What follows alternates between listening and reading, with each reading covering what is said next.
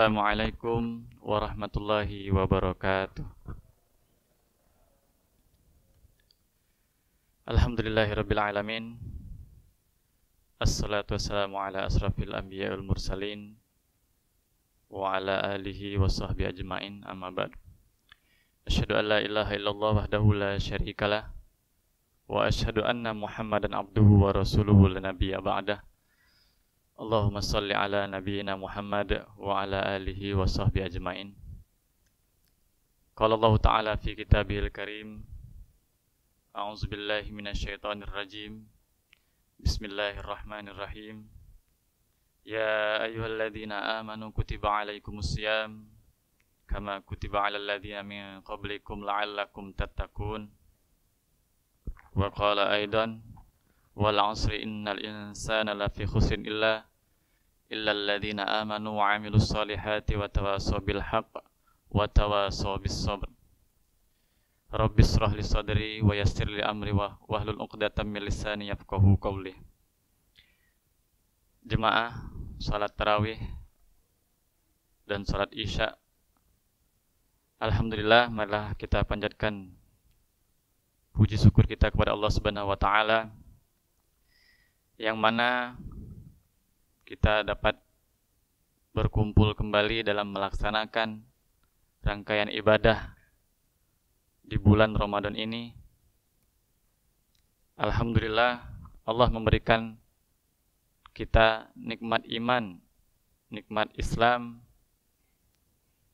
nikmat kesempatan dan kesehatan, sehingga kita mampu melangkahkan kaki kita di masjid ini untuk melaksanakan ibadah kepada Allah Subhanahu wa taala. Alhamdulillah. Betapa banyak saudara-saudara kita, keluarga kita, sahabat kita yang tahun lalu masih sempat beribadah bersama kita, namun Allah sudah panggil sehingga kita yang masih hidup ini jangan sampai melewatkan kesempatan yang Allah berikan untuk melaksanakan ibadah di bulan Ramadan. Maka dari itu, jangan sampai kita menjadi orang-orang yang merugi ketika 29 hari, 6 hari sudah kita lalui dan 23 hari ke depan akan kita lalui. Jangan sampai kita menjadi orang-orang yang merugi, karena Allah kasih banyak keberkahan di bulan Ramadan ini. Maka dari itu, marilah kita bersama-sama berlomba untuk meningkatkan amal ibadah kita yang ketika di luar Ramadan masih terlihat biasa-biasa saja. Maka di kesempatan Ramadan ini kita berusaha untuk meningkatkan amal ibadah kita. Amal ibadah apa saja? Yang pertama, yang pastinya adalah puasa. Seperti yang disampaikan oleh Allah dalam firman-Nya, ya ayyuhalladzina amanu kutiba alaikumusiyam kama kutiba alal ladzina min qablikum la'allakum tattaqun. Hikmah puasa yang pertama adalah agar kita menjadi orang yang bertakwa. Selanjutnya, puasa yang kita laksanakan ini menunjukkan ketaatan kita kepada Allah Subhanahu wa taala. Karena kenapa? Pada awal ayat disampaikan ya ayyuhalladzina amanu. Yang dipanggil adalah orang-orang yang beriman. Betapa banyak saudara-saudara kita di luar sana punya kesempatan, punya kesehatan, namun mereka menganggap remeh dan tidak mau berpuasa. Banyak.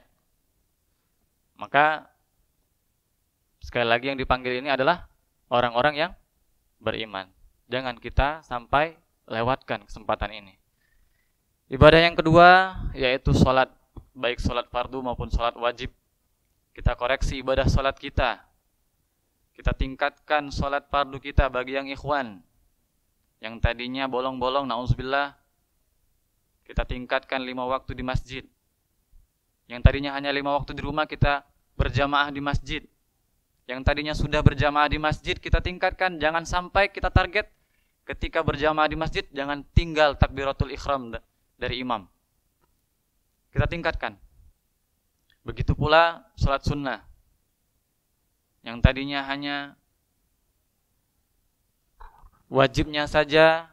Nah, di bulan Ramadan ini kita kejar juga sunnahnya. Kenapa? Karena pahala sunnah disamakan dengan pahala wajib. Sayang dilewatkan. Apalagi sholat sunnah rawatib. Walaupun beberapa ulama membagi menjadi dua, ada sholat rawatib yang muakkad dan ghairu muakkad. Kalau yang muakkad itu ada 12 rakaat. 2 rakaat sebelum subuh, 4 rakaat sebelum zuhur, 2 rakaat sesudah zuhur, 2 rakaat sesudah maghrib, dan 2 rakaat sesudah isya. Jumlahnya 12 rakaat. Nah, maka walaupun ada muakkad dan ghairu muakkad, kapan lagi kesempatan kita melaksanakan yang sunnah-sunnah ini diganjar pahalanya menjadi fardu oleh Allah Subhanahu wa taala. Jangan kita lewatkan kesempatan itu. Ibadah yang ketiga yaitu tilawah Al-Qur'an. Kalau kita ketika di luar Ramadan ngajinya jarang, maka di bulan Ramadan ini kita berusaha untuk mendekatkan diri kita kepada Allah dengan cara membaca Al-Quran, dengan tilawah Al-Quran.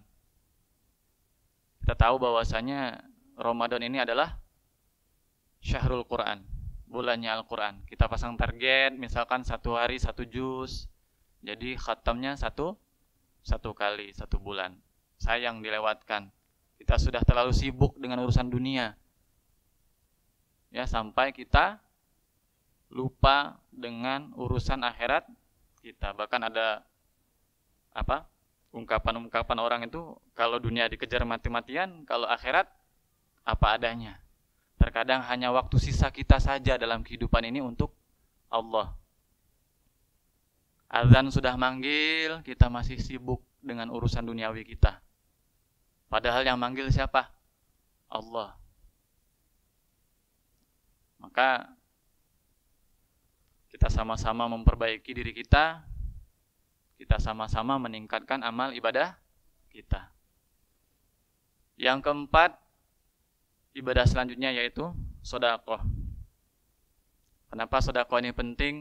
Banyak keutamaan-keutamaan sedekah, apalagi di bulan Ramadan. Salah satunya apa? Memberikan buka kepada saudara kita. Pahalanya luar biasa. Pahalanya apa? Pahala orang yang berpuasa tadi dapat di kita tanpa mengurangi pahala dia. Masih ada 23 hari, ya, bagi-bagi buko, bagi-bagi bukuan, ya, kalau bahasa kita ini bagi-bagi bukuan dengan tanggo. Sayang kalau dilewatkan. Begitu banyak keberkahan yang Allah berikan di bulan Ramadan. Makanya ketika orang sudah meninggal, beberapa ayat dalam Al-Quran itu mintanya, ketika minta sama Allah, ya Allah, bangkitkan aku sedetik saja ya Allah, fa'asaddaku, maka aku akan bersedekah. Nggak ngomong dia hanya nak minta haji, ya Allah bangkitkan aku ya Allah, aku haji 5 kali. Nggak. Tapi apa? Fa'asaddaku aku minas sholihin, aku akan bersedekah. Karena dia tahu keutamaan sedekah. Kalau kita lihat kisah Utsman bin Affan,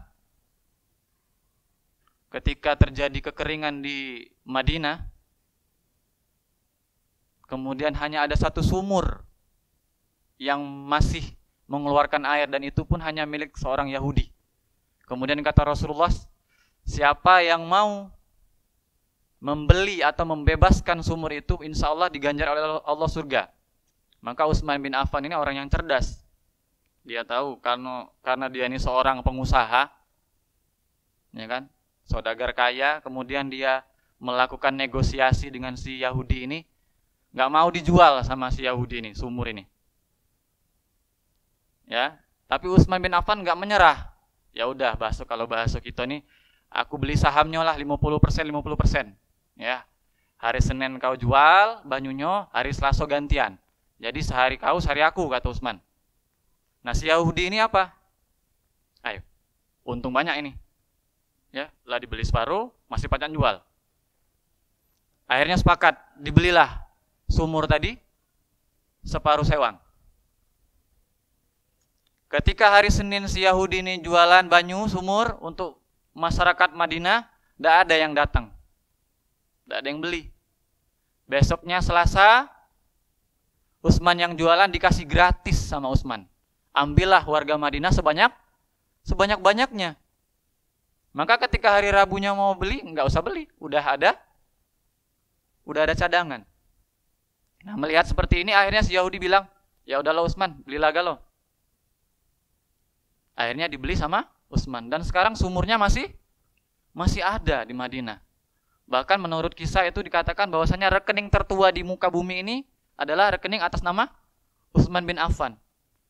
Karena sumurnya masih ngalir, kebun-kebun kurma yang diairi oleh sumur itu masih berbuah dan uangnya digunakan untuk beasiswa para mahasiswa di Madinah.